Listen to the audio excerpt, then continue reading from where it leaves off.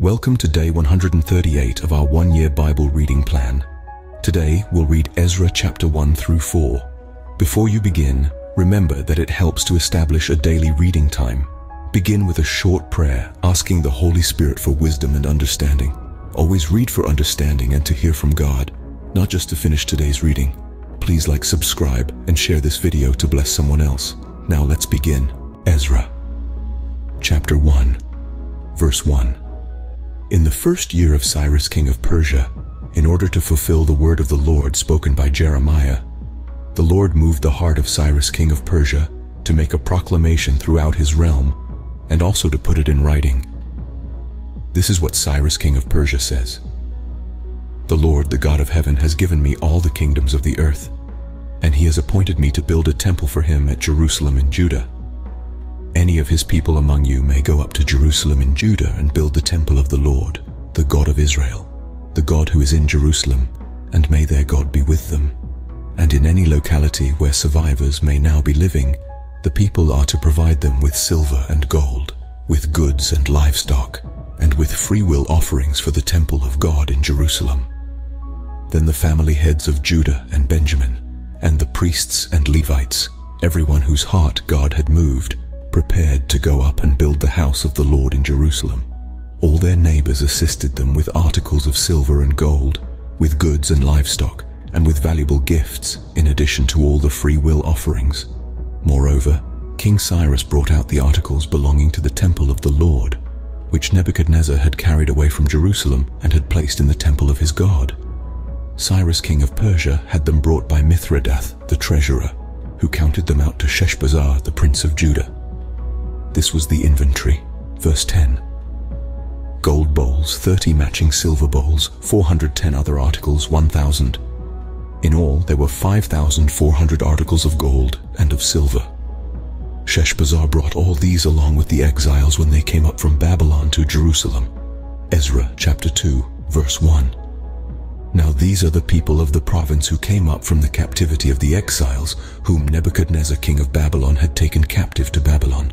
They returned to Jerusalem and Judah, each to their own town, in company with Zerubbabel, Joshua, Nehemiah, Sariah, Realiah, Mordecai, Bilshan, Mispar, Bigvai, Rehum, and Baanah. The list of the men of the people of Israel, the descendants of Parosh, 2,172, of Shephatiah, 372, of Ara, 775, of Pahath Moab, through the line of Jeshua and Joab, 2,812, of Elam, 1,254, of Zatu, 945, of Zakkai, 760, verse 10, of Bani, 642, of Bebai, 623, of Azgad, 1,222, of Adonikam, 666, of Bigvai, 2,056, of Adin, 454, of Ater, through Hezekiah, 98, of Bezai, 323, of Jorah, 112, of Hashum, 223, verse 20, of Gibbar, 95, the men of Bethlehem, 123,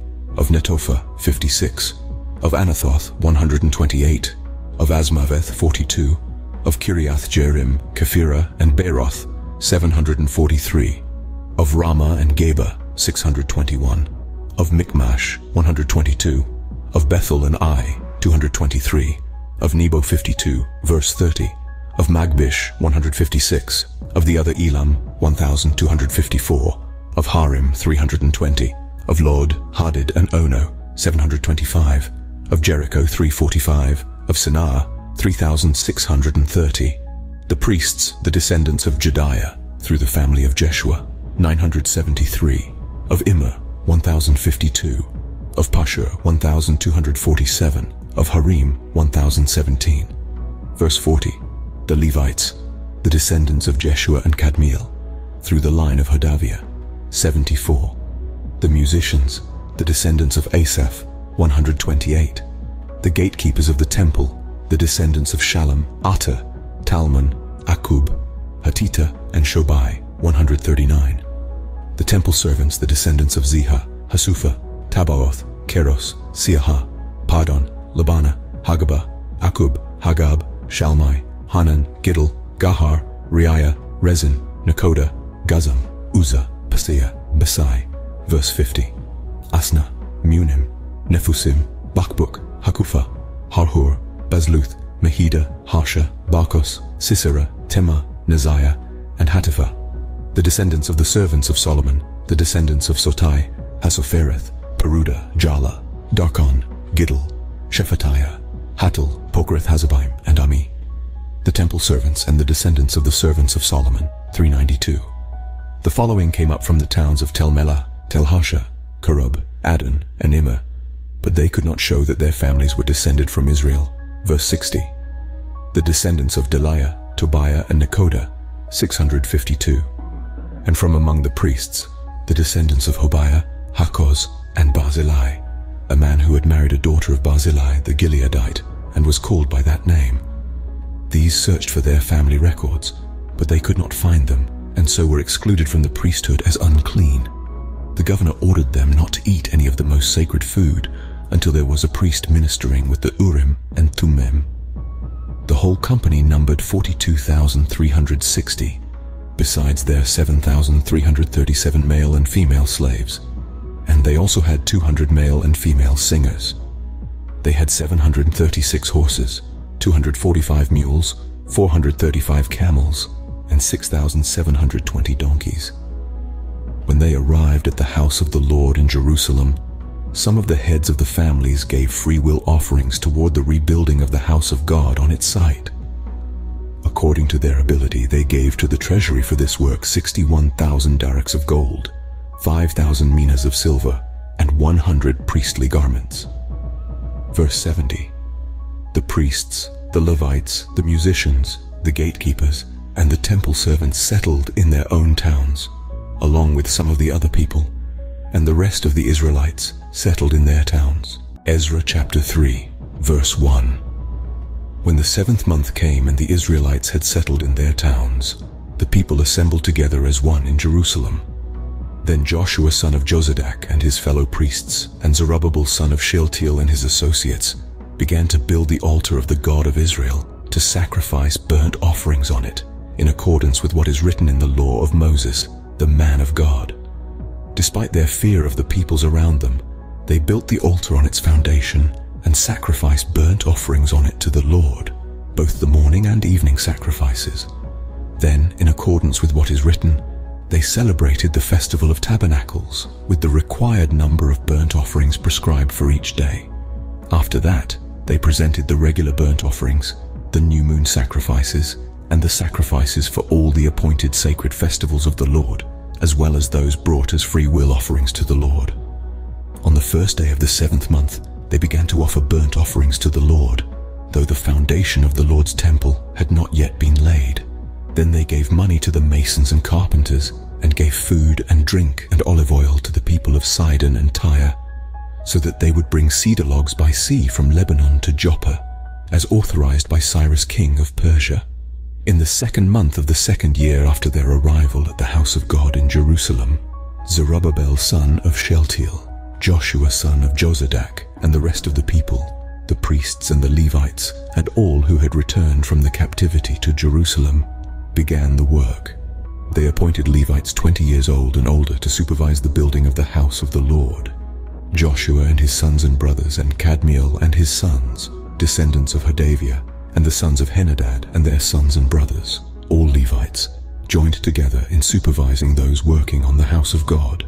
Verse 10. When the builders laid the foundation of the temple of the Lord, the priests in their vestments and with trumpets, and the Levites, the sons of Asaph, with cymbals, took their places to praise the Lord, as prescribed by David king of Israel. With praise and thanksgiving they sang to the Lord. He is good, his love toward Israel endures forever.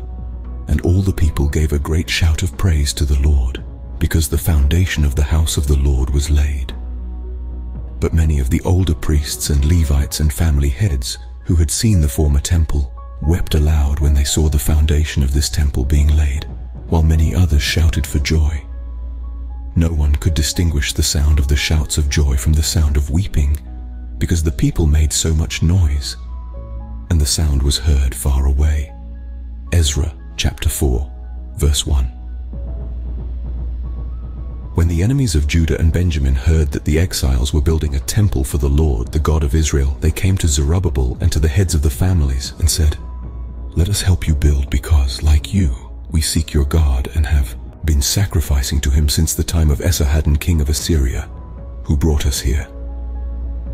But Zerubbabel, Joshua, and the rest of the heads of the families of Israel answered, "You have no part with us in building a temple to our God.